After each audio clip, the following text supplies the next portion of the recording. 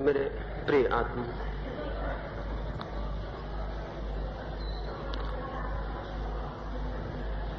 मैं कौन हूं, इस संबंध में थोड़ी सी बातें कल और परसों मैंने आपसे की हैं। परसों मैंने कहा, ज्ञान नहीं वरन न जानने की अवस्था, न जानने का बोध सत्य की ओर मार्ग प्रशस्त करता है। ये जान लेना कि मैं नहीं जानता हूं, एक अपूर्व शांति में और मौन में चित्त को ले जाता है। ये स्मरण आ जाना कि सारा ज्ञान, सारे शब्द और सिद्धांत जो मेरी स्मृति पर छाए हैं, वे ज्ञान नहीं है, वरन जब स्मृति मौन और चुप होती है, और जब स्मृति नहीं बोलती, और जब स्मृति स्पंदित नहीं होती, तब उस अंतराल में, उस रिक्त में जो जाना जाता है, वही सत्य है, वही ज्ञान है। इस संबंध में परसों थोड़ी सी बातें कही थी, और कल मैंने आपसे कहा कि वे नहीं जो अपने अहंकार में कठोर हो गए हैं, वे नहीं जो अपने अहंकार के सिंहासन पर विराजमान हैं, वे नहीं जिन्होंने अपनी संवेदना के सब झरोखे बंद कर लिए और जिनके हृदय पत्थर हो गए हैं, वरन वे जो प्रेम में तरल हैं और जिनके हृदय के सब द्वार खुले हैं और जिन्हें अज्ञात स्पर्श करता है और जिन्हें जीवन में चारों तरफ छाए हुए जीवन में रहस्य की प्रतीति होती है, ऐसे हृदय, ऐसे काव्य से, प्रेम से और रहस्य से भरे हृदय ही केवल सत्य को जानने में समर्थ हो पाते हैं। और आज सुबह एक छोटी सी कहानी से आज की चर्चा में शुरू करूं।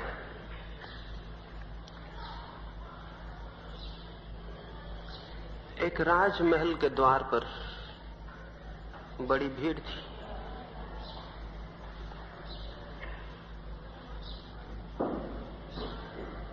सारा गांव ही, सारी राजधानी ही द्वार पर इकट्ठी हो गई थी। सुबह सुबह भीड़ का आगमन शुरू हुआ था और अब तो संध्या आने को थी, लेकिन जो आके खड़ा हो गया था वो खड़ा था, कोई भी हटा नहीं था। दिन भर से भूखे प्यासे लोग तपती धूप में उस द्वार के सामने खड़े थे। कोई अघटनी वहां घट गया था, कुछ ऐसी बात हो गई थी जो विश्वास योग्य नहीं मालूम होती थी। सुबह सुबह एक भिक्षु ने आके उस द्वार को खटखटाया था और अपना भिक्षा पात्र आगे बढ़ा दिया था। राजा उठा ही था, उसने अपने नौकरों को कहा होगा कि जाओ और भिक्षा पात्र भर दो, लेकिन उस भिक्षु ने कहा, ठहरो, इसके पहले कि मैं भिक्षा स्वीकार करूं मेरी शर्त भी सुन लो। बेशर्त मैं कुछ भी स्वीकार नहीं करता हूं। ये तो सुना गया था कि देने वाले शर्त के साथ देते हैं, ये बिल्कुल पहली बात थी कि लेने वाला भी शर्त रखता हो, भिखारी। राजा ने कहा, शर्त? कैसी शर्त? उस भिखारी ने कहा, शर्त है मेरी एक, भिक्षा स्वीकार करूंगा लेकिन तभी जब ये वचन दो कि पात्र मेरा पूरा भर दोगे, अधूरा तो नहीं छोड़ोगे।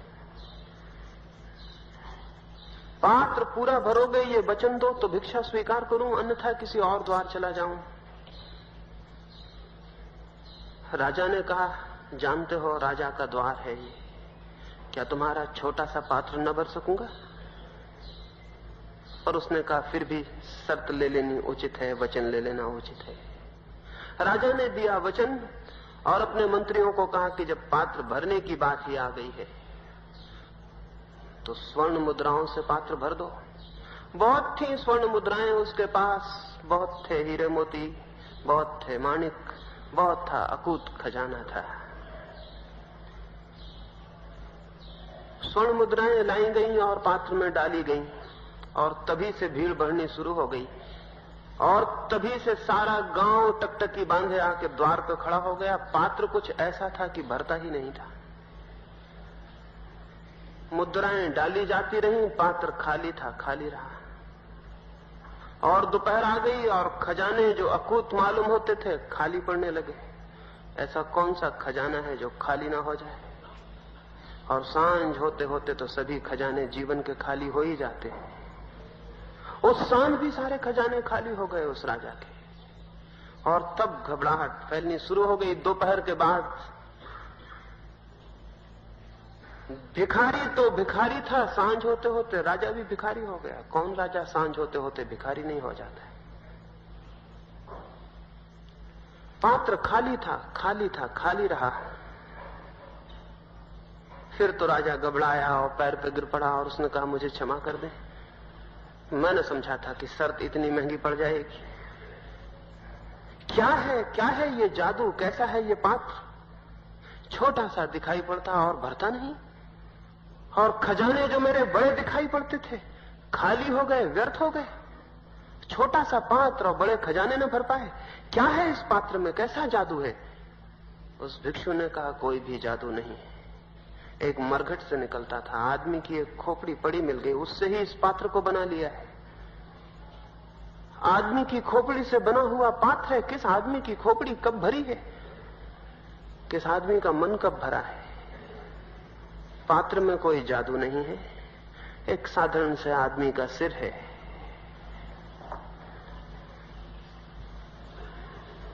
पता नहीं फिर आगे क्या हुआ, लेकिन इस कहानी से इसलिए शुरू करना चाहता हूं कि मनुष्य के जीवन में जो प्रश्न है और जो समस्या है वो यही है, मन को भरना है और मन भरता नहीं। और हजार हजार उपाय हम करते हैं, और धन से और यश से और पद से, मित्रों से, परिजनों से भरते हैं, नहीं भरता।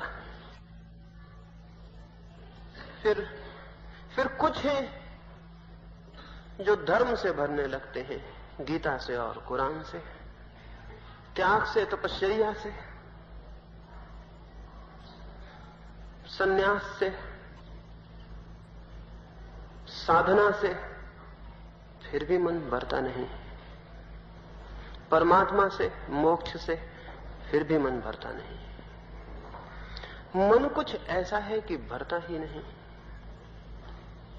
और भरने के सारे प्रयास में हम टूटते हैं, नष्ट होते हैं, जीर्ण और जर्जर होते हैं, और भरने की सारी आशाएं टकरा टकरा कर नष्ट हो जाती हैं, और तब विफलता और विषाद मन को घेर लेता है, और दुख और पीड़ा और संताप और चिंता, और सब व्यर्थ दिख पड़ने लगता है। जीवन व्यर्थ मालूम होने लगता है, क्योंकि मन भरता नहीं है, और भरने के सब प्रयास असफल हो जाते हैं। कभी किसी का मन भरा नहीं है, कभी किसी का मन भरा नहीं है। मन कुछ ऐसा है कि भर सकता ही नहीं। एक आदमी ने एक प्रेत की आत्मा को वश में कर लिया था। कहानी है और सच मत मान लेना, और नहीं तो किसी प्रेत की आत्मा को वश करने निकल पड़े। क्योंकि बहुत सी कहानियों को हमने सच मान लिया है, इसलिए कहता हूं। बहुत सी कहानियों को हमने सच मान लिया है, इसलिए कहता हूं। कहानियों में सच्चाइयां होती हैं, कहानियां सच नहीं होती। उस आदमी ने प्रेत की आत्मा को वश में कर लिया था, लेकिन जैसी भूल अक्सर हो जाती है, जिसको हम वश में करते हैं हम सोचते हैं हमने वश में कर लिया, और जिसको हम वश में करते हैं वो सोचता है कि मैंने वश में कर लिया। जैसे कि भूल रोज जिंदगी में हो जाती है, वैसी भूल वहां भी हो गई थी, क्योंकि जिसे हम बांध लेते हैं अनजाने, उससे हम बंध जाते हैं, और जिसे हम परतंत्र कर लेते हैं हम उसके परतंत्र हो जाते हैं। केवल वही स्वतंत्र हो सकता है जो किसी को परतंत्र न करता हो।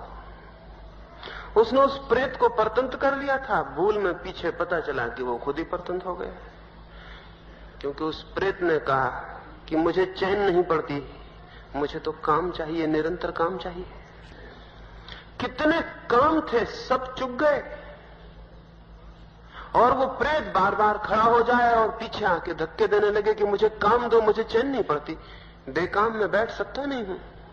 वो आदमी तो घबराया, कहां से काम लाए, सब काम चुक गए, जो जो कामनाएं थी सब उसने पूरी कर दी, और तब मुश्किल खड़ी हो गई। वो प्रेत भारी पड़ने लगा और वो खड़ा है पीछे और धक्के दे रहा है कि मुझे काम दो।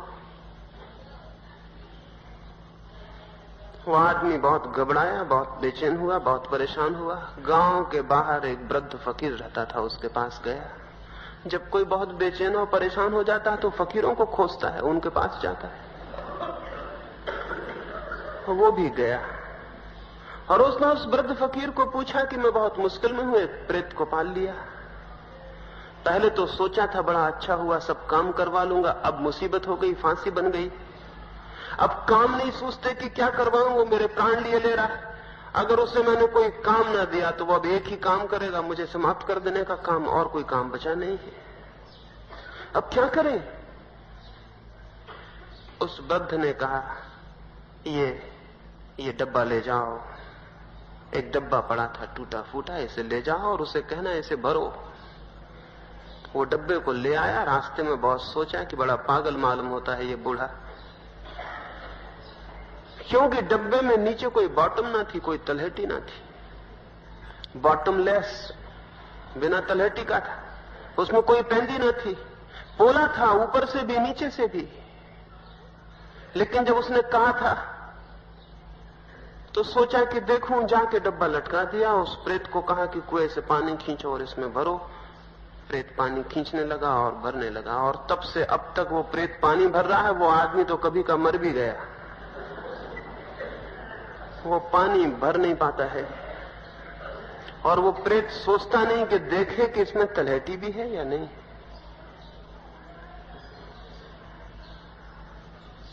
उस डब्बे के नीचे कोई तलहटी नहीं है, इसलिए पानी डाला तो जाता है लेकिन भरता कभी नहीं।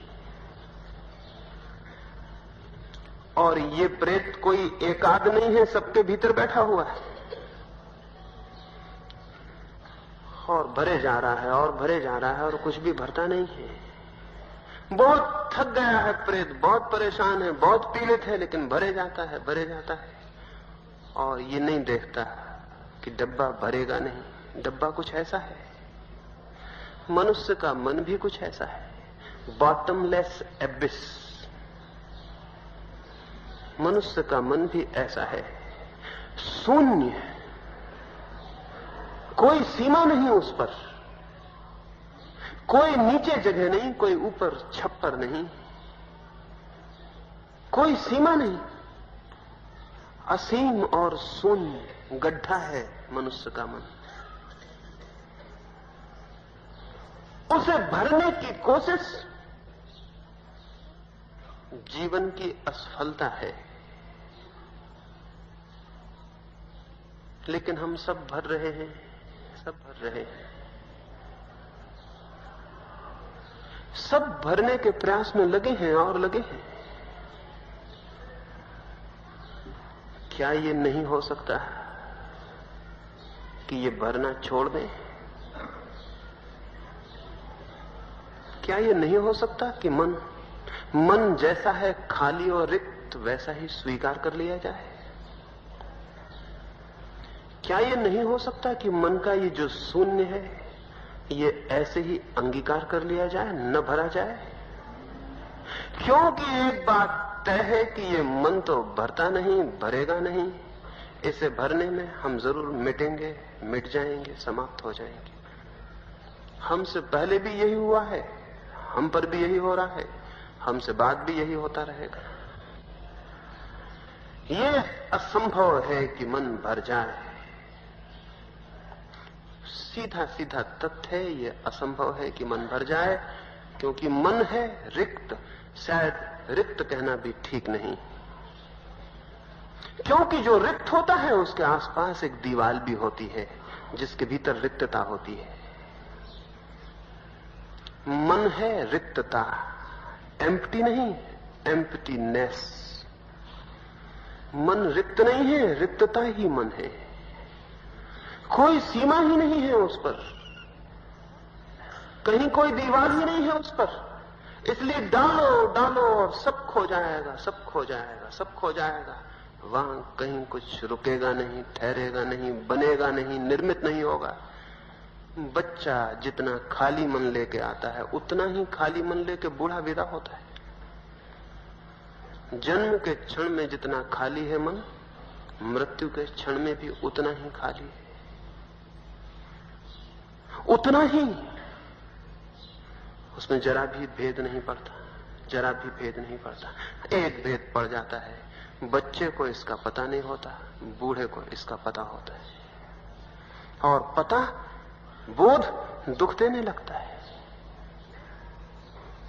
ये रिक्तता है भीतर, और रिक्तता को भरने का प्रयास है हमारा। फिर चाहे हम किसी बात से भरते हो, किसी बात से, कौड़ी से, पत्थर से भरते हो, राम नाम से भरते हो, मोक्ष से भरते हो, और किसी बात से भरते हो, इससे कोई फर्क नहीं पड़ता। भरना, भरने की कोशिश एब्सर्ड है। भरने की कोशिश एकदम एकदम अर्थहीन है। और जब नहीं भर पाता तो हम कहते हैं कि बड़ा दुख है। दुख उसी क्षण शुरू हो जाता है जहां से हम भरना शुरू करते हैं। क्या ये नहीं हो सकता? नहीं हो सकता ये कि रहने दें, मन जैसा है, राजी हो जाएं उसके खालीपन से, उसके शून्य से। भरने की कोशिश हमें भविष्य में ले जाती है। कल, आज खाली है, कल भर लेंगे, परसों भर लेंगे। इस जन्म में खाली है, अगले जन्म में भर लेंगे। भरने की कोशिश से फ्यूचर पैदा होता है, भविष्य पैदा होता है। भविष्य कहीं है नहीं, है तो केवल वर्तमान। भविष्य तो कहीं है नहीं, लेकिन भविष्य पैदा होता है भरने की कोशिश से। क्योंकि अगर भविष्य न हो तो भरेंगे कैसे?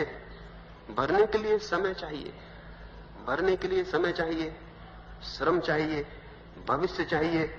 तो भरने की आकांक्षा से भविष्य पैदा होता है, टाइम पैदा होता है, समय पैदा होता है। कल कल कल कुछ हो जाऊंगा, कल भर लूंगा, आज खाली हूं, कल भर जाऊंगा।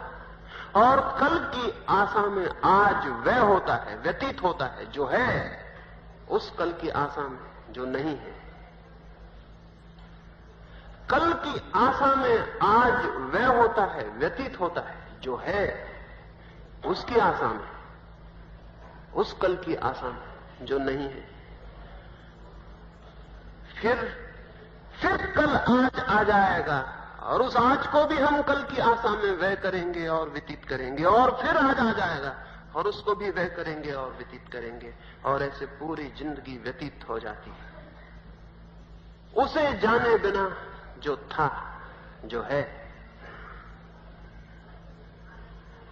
जब तक कोई मन की रिक्तता को स्वीकार न कर ले, तब तक वो उसे नहीं जान सकता जो है। जब तक कोई मन की शून्यता को अंगीकार न कर ले, तब तक उसे नहीं जान सकता जो मैं हूं। मैं हूं क्या, कौन? उसके लिए तीसरी सीढ़ी में आज आपसे कहना चाहता हूं, रिक्तता की स्वीकृति, शून्यता का स्वीकार, अंगीकार, ना कुछ होने का अंगीकार, एक्सेप्टेबिलिटी। ये जो स्वीकृति है, यही आस्तिकता है। जो आदमी कुछ होने में लगा है वो नास्तिक है। वो चाहे भगवान होने में लगा हो, वो चाहे मोक्ष जाने में लगा हो, जो आदमी कुछ होने में लगा है वो नास्तिक है। जो आदमी जो है उसको जिसने स्वीकार कर लिया है वो आस्तिक है। स्वीकृति, अंगीकार उसका जो है, क्या है हम? रिक्त क्या है? कभी टटोला, कभी थोड़ा खटखटाया, क्या है? रिक्त, एकदम एम्प्टीनेस, सब खाली और खाली। उस खालीपन पर कुछ कुछ चिपका लेते हैं। कोई डिग्रियां ले आता है, कोई पीएचडी हो जाता है, कोई धन कमा लेता है, कोई डॉक्टर है, कोई इंजीनियर है, कोई मिनिस्टर है। 25 तरह के पागलपन है, कोई कुछ न कुछ है। तख्तियां दरवाजों पर ही नहीं लगा ली हैं, अपने भीतर की रिक्तता पर तख्तियां लगा ली हैं। उन्हीं तख्तियों को पढ़ लेते हैं और प्रसन्न हो जाते हैं। कुछ हूं, कुछ होने का मजा ले लेते हैं, समबडी होने का मजा ले लेते हैं। कुछ हूं, छोटी कुर्सी से बड़ी कुर्सी पर और बड़ी कुर्सी पे बैठ जाते हैं, सोचते हैं कुछ हूं। सिंहासन बड़ा करते जाते हैं और जानने लगते हैं कि कुछ हो रहा हूं। लेकिन कभी झांक कर देखा, भीतर कोई हंस रहा है। इन सारी पदवियों पर, इन सारी उपाधियों पर भीतर कोई हंस रहा है। ये सब सूखे हुए पत्तों की भांति हैं, हवा के झरोखे इन्हें ले जाएंगे। और मौत की हवा में तो ये कुछ भी टिकेगा नहीं। और इसीलिए तो मौत से इतना डर है कि मौत उस रिक्तता को उघाड़ देगी जिसको जीवन भर ढांका और छिपाया। नहीं तो मौत से कोई क्यों डरेगा? मौत से भय का कारण क्या है? मौत को जानते हैं जो उससे भयभीत होंगे, मौत को देखा है जो उससे घबराएंगे। नहीं तो भय कैसे हो सकता है? जिसको जाना नहीं, जिसे पहचाना नहीं, जिससे मिलना नहीं हुआ, उससे भय कैसा हो सकता है? मौत से भय नहीं है, भय है इस बात से कि वो जो एम्प्टीनेस है उस पर जो हमने कागज के दीवारें खड़ी करके घर बना लिए हैं कागज के, और नाम लिख लिए हैं, और कागज की मुद्राएं और तिजोड़ियां बना ली हैं, और कागज की दुनिया बसा ली है। मौत उस सबको उड़ा देगी, बच जाएगी रिक्तता, बच जाएंगे अकेले और खाली। इसलिए मौत से डर है, इसलिए है मौत से डर कि वो रिक्तता उसकी स्वीकृति नहीं है। और जो अपनी रिक्तता को स्वीकार कर लेता है उसके लिए तो मौत रही ही नहीं। अब मौत और क्या करेगी? अब मौत और क्या करेगी? अब मौत और क्या करेगी? उसने खुद ही उन कागज की तख्तियों को उड़ा दिया और उस महल में आग लगा दी जो कागज का था। और जब वो महल जल जाता है तब पीछे जो शेष रह जाता है वही मैं हूं। एक आदमी पता नहीं आपको भी मिला हो, शायद सुना हो, किसी रास्ते पर कहीं मिल गया हो। एक आदमी चिल्लाता फिरता है और पागल हो गया है। और वो निरंतर यही कहता रहता है, here ends the world stop. वो यही कहता रहता है, यहां दुनिया समाप्त होती है, ठहरो। उसका दिमाग खराब हो गया है। शायद यहां भी सुना हो, इस गांव में भी वो आदमी आया हो। मुझे वो आदमी एक दफा मिल गया तो मैं उसकी कथा सुना कि बात क्या है, तुम्हें क्या हो गया? तो उस आदमी ने कहा कि मैं भी सत्य की खोज में निकला था और मैं खोजता गया और आखिर वहां पहुंच गया जहां रास्ता खत्म हो जाता था और जहां अंतिम रोड साइन लगा था उस पर लिखा था, here ends the world stop. मैं वहां पहुंच गया जहां दुनिया समाप्त होती थी और अंतिम तख्ती आ गई सड़क की। और उसके बाद फिर न कोई रास्ता था, न कोई दुनिया थी, न कोई गति थी, फिर तो था शून्य, एकदम शून्य, अतल। और वहां तख्ती लगी थी, रुक जाओ, बस यहां दुनिया समाप्त होती। और मैंने झांक के देखा और मेरा सिर फिर गया। वहां न तो नीचे कुछ स्थान था, न ऊपर कोई छप्पर था, और न आगे कुछ था और न किसी दिशा में कुछ था, बस शून्य था। और तब मैं घबरा गया और आंख बंद की और मैं भागा, और तब से मैं भाग रहा हूं। और तब से ऐसा घबरा गया हूं कि रह रह के बस मुझे यही ख्याल आ जाता है, हियर एंड्स द वर्ल्ड। रुक जाओ, यही दुनिया समाप्त होती है। उस आदमी से मैंने कहा कि मैं भी गया हूं, उस तख्ती को मैंने भी पढ़ा है। तुम थोड़े जल्दी लौट आए, एक क्षण और रुक जाते, उस तख्ती की दूसरी तरफ भी देख लेते। दूसरी तरफ लिखा था, here begins the God jump. यहां ईश्वर शुरू होता है, कूद जाओ। तुम थोड़ा जल्दी लौट आए, थोड़ा और रुक जाते,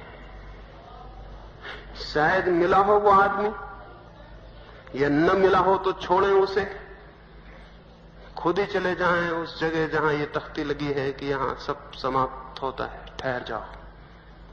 हर एक के भीतर वो टर्मिनस है, वो जगह है जहां सब रास्ते समाप्त हो जाते हैं। जाएं वहां।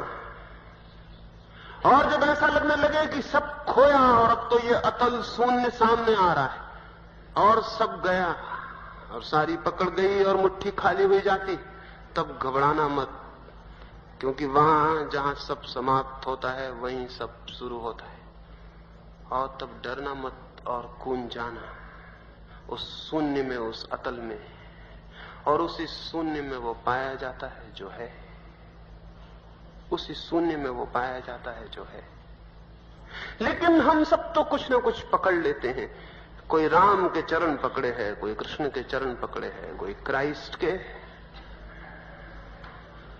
कोई कुछ और पकड़े हैं, कोई कुछ और पकड़े हैं, कोई कुछ और। हम तो कुछ पकड़े हैं। और जो आदमी मन के तल पर कुछ भी पकड़े है, वो अपनी रिक्तता को भरने की कोशिश कर रहा है।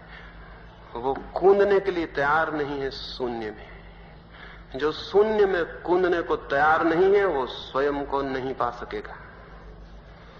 जो कुछ होने की कोशिश में है, वो उसे नहीं पा सकेगा जो वो है। जो कहीं पहुंचने की कोशिश में है, वो वहां नहीं पहुंच सकेगा जहां वो खड़ा है। जो भरने की कोशिश में है, वो खाली रह जाएगा। और जो राजी है खाली होने को, वो पाएगा कि वही खालीपन सबसे बड़ी बराबत है। वो पाएगा कि वही शून्य पूर्ण है। वो पाएगा कि वही रिक्तता परमात्मा है। वो पाएगा कि वही स्वयं है, वही आत्मा है, वही है मोक्ष, वही है निर्वाण। शून्य, मैं कौन हूं,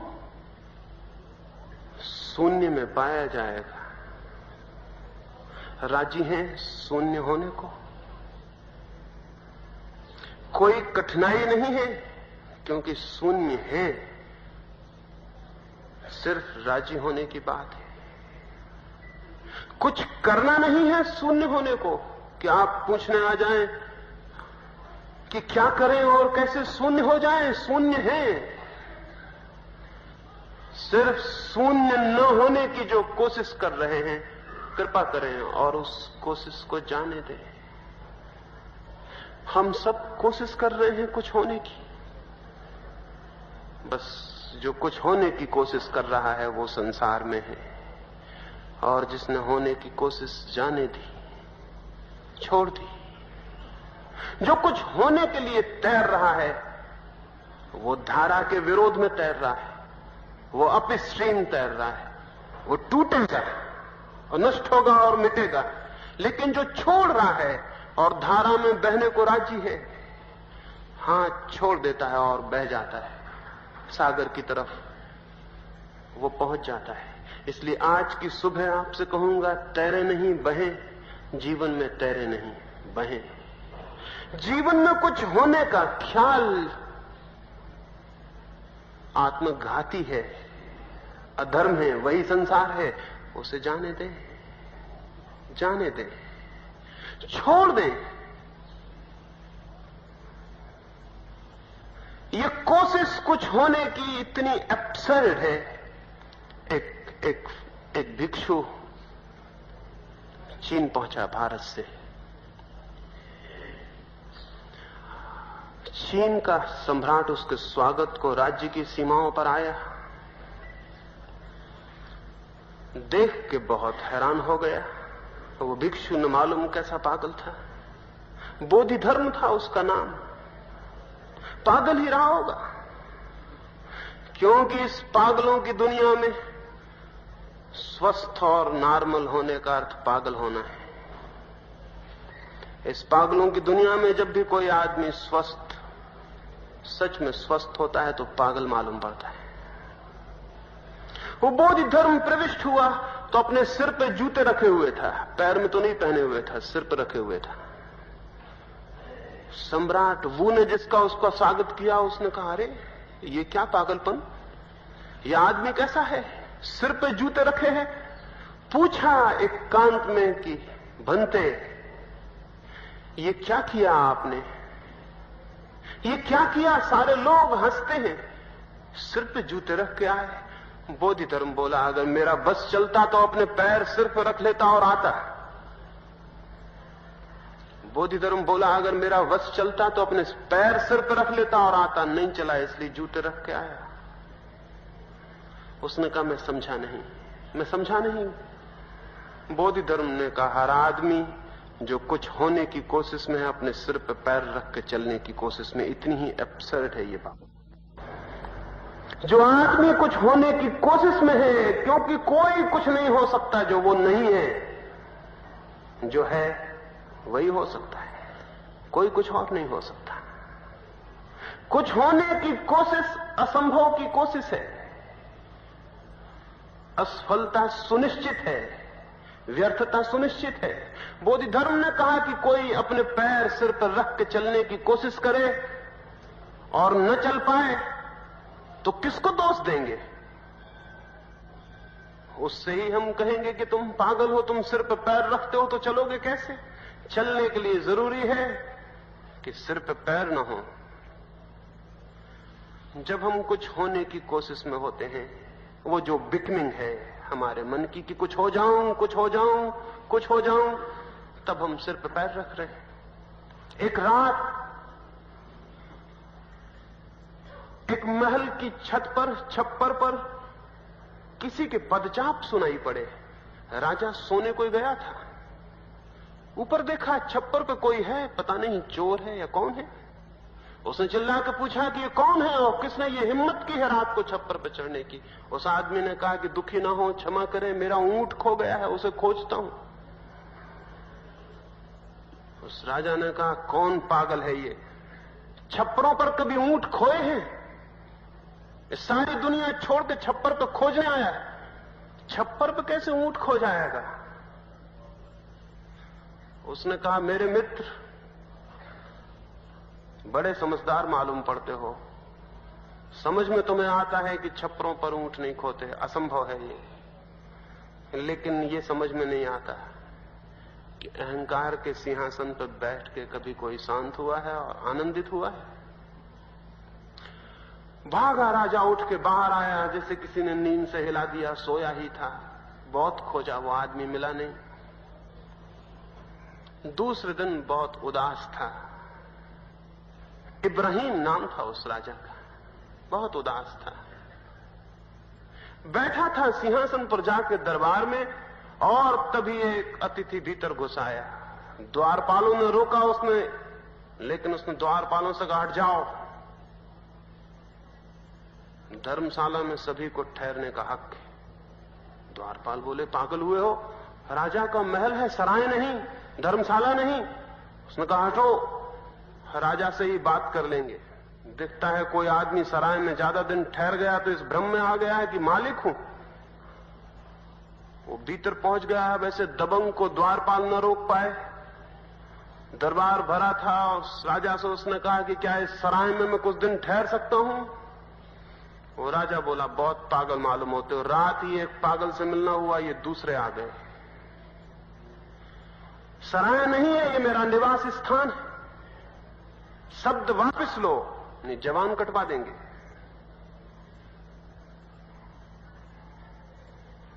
उस व्यक्ति ने कहा, सराय नहीं, लेकिन कुछ दिनों पहले मैं आया था, तब तो इस सिंहासन पर दूसरे आदमी से मेरी टक्कर हो गई थी। उस राजा ने कहा, वो मेरे पिता थे।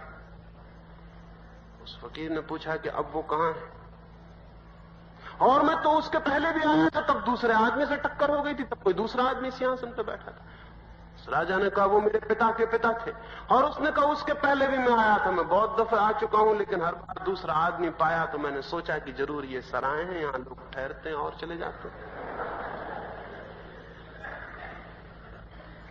तो क्या मैं इस सराय में ठहर सकता हूं?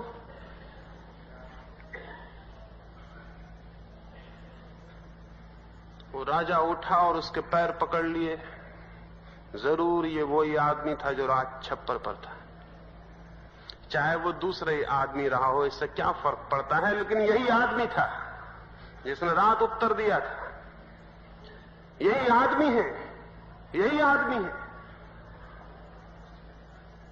पूछा कि क्या करूं, मैंने तो अपनी जिंदगी छप्पर पर ऊंट खोजने में, उस राजा ने कहा, मैंने तो अपनी जिंदगी छप्पर पर ऊंट खोजने में और धर्मशाला को मकान समझने में गंवा दी। अब मैं क्या करूं?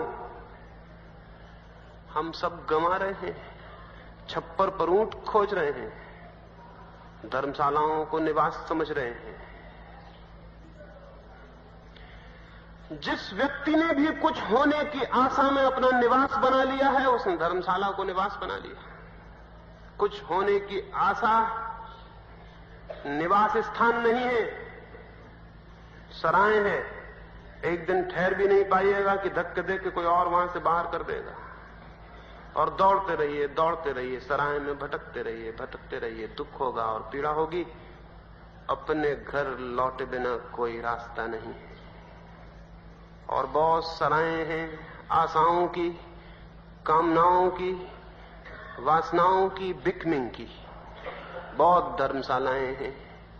भटकिए, लेकिन जिस दिन ख्याल आ जाए कि धर्मशाला है, उस दिन क्या देर है कि वापस लौट आइए अपने घर पर। घर कभी खोया नहीं है, वो हमेशा साथ है। जिस दिन धर्मशाला से मन भर जाए, व्यर्थता दिखाई पड़ जाए, आप अपने घर में हैं। खोजिए छप्परों पर खोए हुए ऊंट को, मिलेगा? नहीं मिलेगा। इसको कहने की क्या बात है कि नहीं मिलेगा? लेकिन खोज रहे हैं हम सब भविष्य के छप्परों पर, भविष्य के ऊंटों को। असली ऊंट न मिलेगा असली छप्पर पर, तो भविष्य के छप्पर हैं जो हैं ही नहीं, और भविष्य के ऊंट हैं वे भी नहीं हैं, और उनको हम खोज रहे हैं। एक कथा मैंने सुनी थी कि एक राजा को 3 लड़के थे। 2 तो पैदा ही नहीं हुए थे, एक पैदा होकर मर गया था। 3 लड़के थे। वे तीनों यात्रा पर निकले, जिनमें से 2 पैदा ही नहीं हुए थे और एक मर गया था। वे तीनों यात्रा पर निकले, जिनमें से 2 तो लंगड़े थे और एक अंधा था। और वे तीनों उस नगर में पहुंचे, 3 नगरों में, जिनमें से 2 मिट गए थे और एक अभी बसा नहीं था। और ऐसी वो कथा चलती है और उसका कोई अंत नहीं आता। इसलिए उसको कैसे कहूं और आगे कैसे ले जाऊं, वो कहीं खत्म नहीं होती, बस वो ऐसे ही चलती और ऐसे ही चलती। और हम सबकी जिंदगी ऐसे ही चलती है। 2 चीजें वो जो है ही नहीं, एक जो थी और अब नहीं। अतीत जो मिट चुका, भविष्य जो नहीं है, उसमें हमारी सारी यात्रा चलती है। ये होने की यात्रा बाधा है मैं कौन हूं, उसे जानने में, उसे पहचानने में, उसके साथ एक होने में। इसलिए मैं कहता हूं, इसलिए कहूं, स्वीकार कर लें उस शून्य को जो भीतर है। उसकी स्वीकृति से फलित होता है धर्म। उसकी स्वीकृति से फलित होता है ज्ञान, उसकी स्वीकृति से निकलता है वो जो जीवन को शांति से और आनंद से भर जाता है। मिट जाएं उस शून्य में, उस शून्य में डूब जाएं, उस शून्य के साथ एक हो जाएं, हैं उसके साथ एक है। और जिस दिन भी उस अंतराल में और शून्य में क्षण भर को भी ठहर जाएंगे, जिस दिन को उस अपने घर में क्षण भर को ठहर जाएंगे, उस नथिंगनेस में, उसी दिन पाएंगे कि सब पा लिया गया, उसी दिन पाएंगे कि सब मिल गया, उसी दिन पाएंगे कि कुछ खोया नहीं था कभी।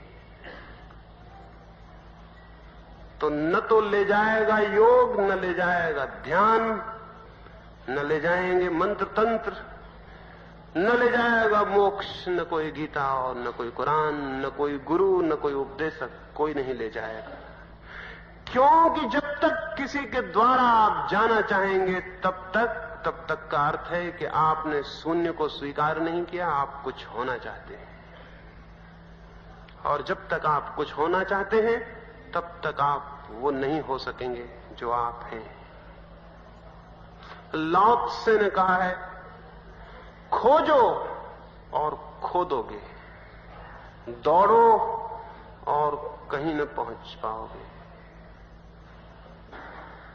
मत खोजो और पालो, रुक जाओ और पहुंच जाओ, ठहरो और वहीं हो जहां जाना चाहते हो। बड़ी ठीक एकदम ठीक बात है। क्या रुकने को राजी हैं? क्या राजी हैं ठहरने को? क्या छोड़ देने को राजी हैं खोज को, दौड़ को? क्या लेट गो के लिए राजी हैं? यदि हैं तो बस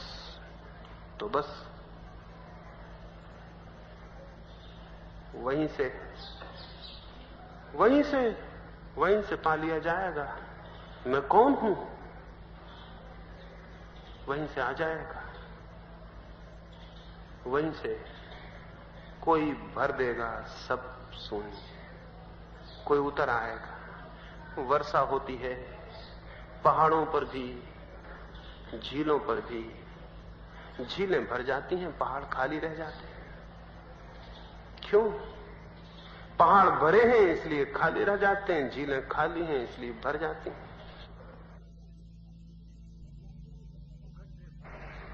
गड्ढे भर जाते हैं वर्षा होती है तो, और टीले खाली के खाली रह जाते हैं, टीले पहले से ही भरे हुए हैं। गड्ढे धार्मिक चित्त टीलों की तरह नहीं है, उठते हुए टीलों की तरह, भरते हुए टीलों की तरह नहीं, खाली गड्ढों की तरह।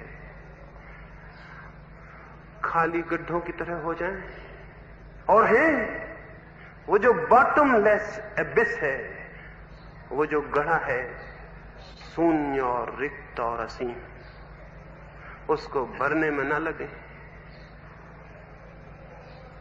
उसको भरने में लगे कि गए, छोड़ दें भरने का ख्याल और हो जाए वही शून्य। बस उसी शून्य से कुछ होता है जो शब्दों में नहीं कहा जा सकता, कुछ होता है जो इशारों से नहीं बताया जा सकता, कुछ होता है जिसे गीत नहीं गा सकते, कुछ होता है जिसे आंसू नहीं कह सकते, कुछ होता है जिसे कहने का कोई उपाय नहीं।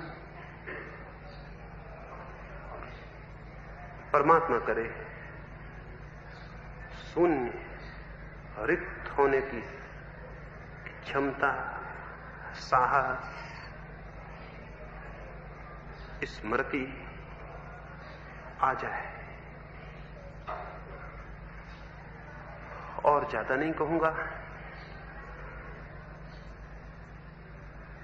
और ज्यादा कुछ कहने को है भी नहीं।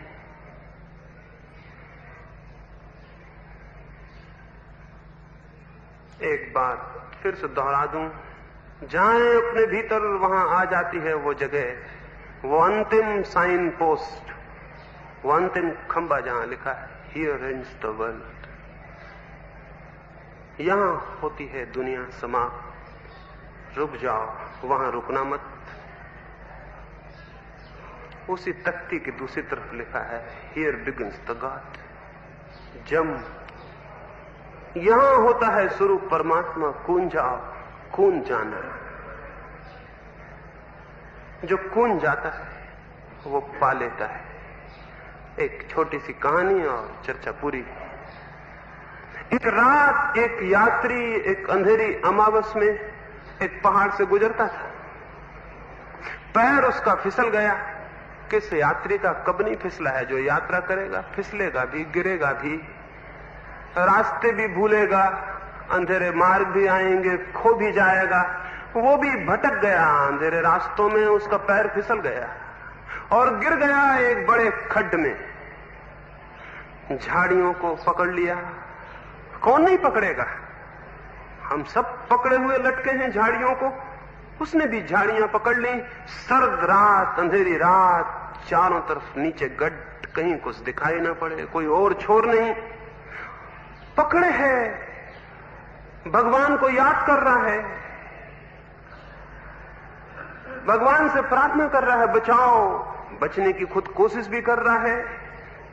कोशिश न सफल हो पाए तो भगवान की खुशामद भी कर रहा है कि तुम बचाओ। लेकिन पत्थर है, सरकीला, चिकना, पैर रुकते नहीं। छोटी है झाड़ी, जड़ें उखड़ी जा रही हैं। कभी भी भय है कि क्षण दो क्षण में टूट जाएंगी और नीचे गिर जाएगा। सर्द है रात, हाथ अकड़े जा रहे हैं। थोड़ी देर बाद हाथ जड़ हो जाएंगे और फिर झाड़ी को पकड़ना संभव नहीं रह जाएगा। पैर टिकते नहीं है, हाथ कठिनाई में है, झाड़ी है कमजोर, नीचे है गड्ढा। बड़ी मुश्किल है, बड़ी मुश्किल है। और क्या मुश्किल हो सकती? परेशान परेशान। लेकिन थोड़ी देर में कोई उपाय सफल नहीं होता। रखे हुए पैर नीचे फिसल जाते हैं, हाथ जड़ होने लगे, झाड़ियों की जड़ें आवाजें कर रही हैं, उखड़ रही हैं। और फिर वो क्षण आ गया जहां उसे पता चला कि बस अब गया। हाथ सरकने लगे, झाड़ियां छूटने लगी। जाना उसने कि गया, और फिर हाथ छूट गए और झाड़ियां छूट गई, और छूटते उसने जाना कि मिटा। लेकिन छूटते ही क्या जाना? छूटते ही जाना कि नीचे तो जमीन आ गई, अंधेरे में दिखाई नहीं पड़ती थी, गड्ढा था ही नहीं। और तब वो खूब जोर से उस अंधेरी रात में उस पहाड़ी घाटी में हंसने लगा कि बड़ा पागल था मैं। व्यर्थ ही इतनी देर कष्ट सहा, व्यर्थ ही इतनी देर तकलीफ सही, व्यर्थ ही इतनी देर मरने में लटका रहा, मौत में अटका रहा, व्यर्थ इतनी देर मरा। क्योंकि जितनी देर लटका था उतनी देर ही मरता रहा, उतनी देर ही लगता रहा कि मरा मरा मरा, गया गया, टूटा छूटा, और ताकत लगाता रहा। और हाथ छूट गए और पाया कि नीचे जमीन थी, अंधकार में दिखाई नहीं पड़ती थी। वो जो भीतर रिक्तता है वही पूर्णता है। एक दफा छोड़े और देखें, छोड़ते ही पता चलेगा जमीन आ गई। जो शून्य में होने को राजी है वो परमात्मा की भूमि पर खड़ा हो जाता है। मेरी बातों को इतने प्रेम और शांति से सुना, उससे बहुत बहुत अनुग्रहित हूं। सबके भीतर बैठे उस शून्य के प्रति मेरे प्रणाम स्वीकार करें। वही परमात्मा है, वही सब कुछ है।